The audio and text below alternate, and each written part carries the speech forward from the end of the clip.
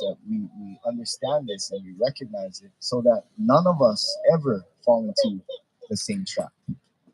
Okay, that we continue to examine ourselves and have no like interior motives,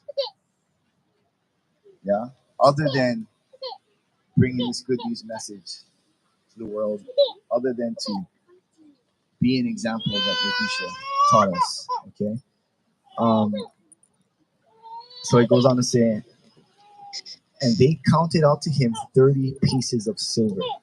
Okay, and this was prophesied in Zechariah 11:12.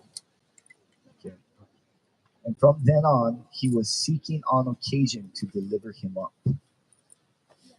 Luke puts it in a different way, in another way. Okay, Luke. Let's turn to Luke chapter 22, verse 3. Okay, so remember, like Matthew, Mark, and Luke, they all kind of say the same thing. You read just different accounts. What chapter? Luke chapter 22, verse 3. Okay, and it says, and Satan entered into Yehuda.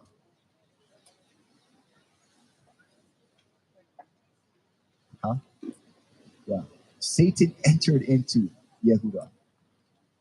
So if Satan and his demons can enter, so why does Yah give us the power through the Spirit to cast out spirits, demon spirits? Why does he give us the power? I mean, why? Well, so that we can, because what we need to see is that there are people who are possessed by satanic spirits and demons. Okay, it's not something that's not um, false or accurate. Okay, it's real. It's a real thing. Okay, that's why he's given us the power to do so, because demons will enter into a body. Absolutely. Okay, just like how it's saying here, Satan entered into Yehuda, who was called man from Kiroth, who was numbered among the 12. And he went and spoke with the chief priests and captains, how he might deliver him up to them. And they were glad and agreed to give him silver. And he promised and was seeking on occasion to deliver him up to them, away from the crowd. Let's look at verse 19. Let's drop down to verse 19. Luke. Yep. Same chapter. We'll drop down to verse 19.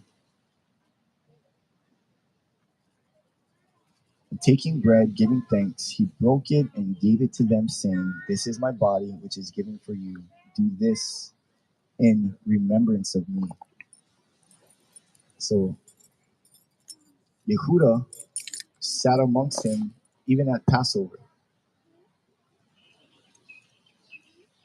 He broke it. This is which in my body which is given to you. Do this in remembrance of me. Likewise, the cup also after supper, saying, this cup is the renewed covenant in my blood, which is shed for you. But see, the hand of him delivering me up is with me on the table.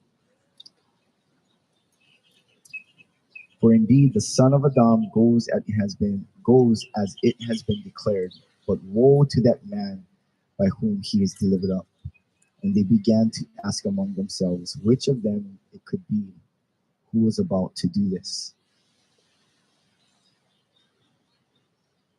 Okay, so I mean, some thoughts may enter into our minds. Why would Yahusha choose somebody that would betray him? And he knew he would betray him.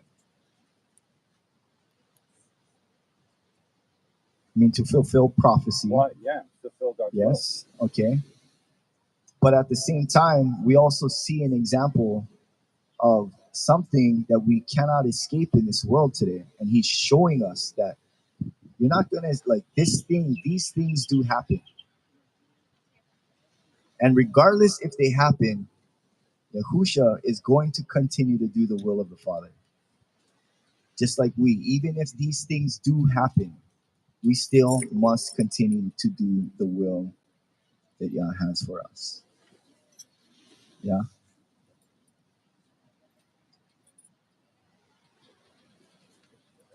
So now let's turn to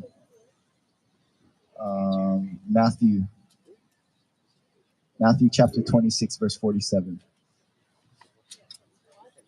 Matthew chapter 26, verse 47.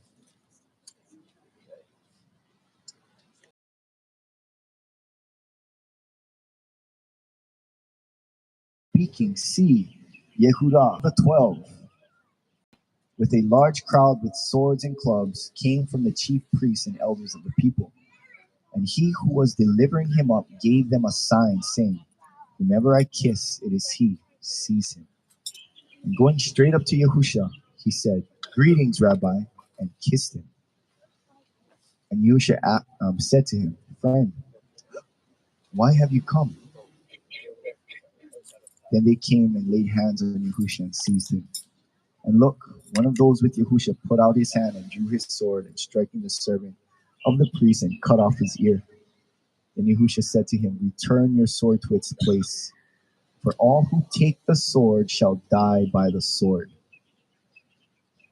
Okay, interesting, because now we know that we're not in these physical, we're not supposed to be fighting fist to fist, sword, guns against guns, like we pick up these items. He says, for all who take the sword shall die by the sword. We're fighting a spiritual battle.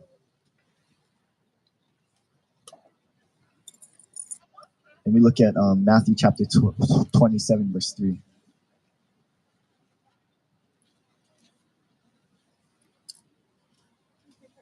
Yes. Scripture before? Matthew 26. I started at 47. Yeah. Okay. You're welcome. So Matthew 27, 3.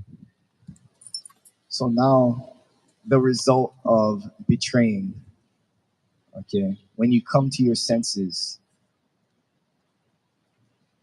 look at what Yehudah does. Then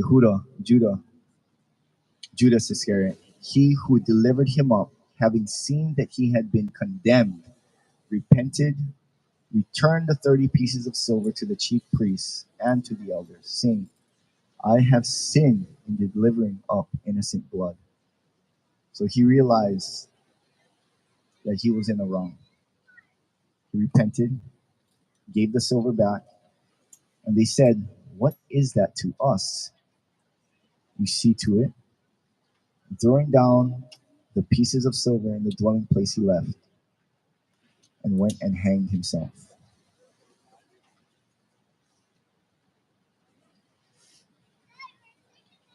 So he felt so bad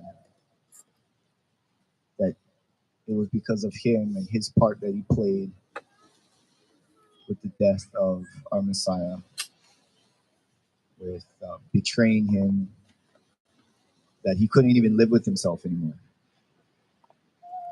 He turned the pieces and went and hung himself.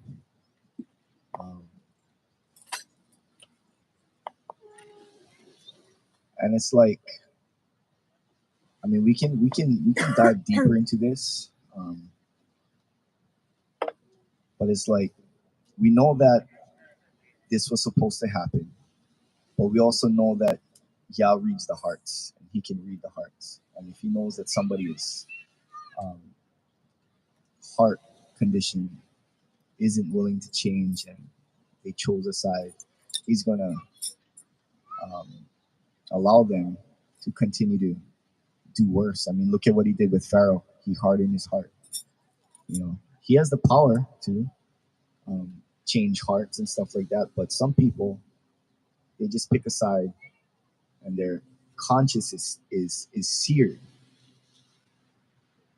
It's branded on their conscience.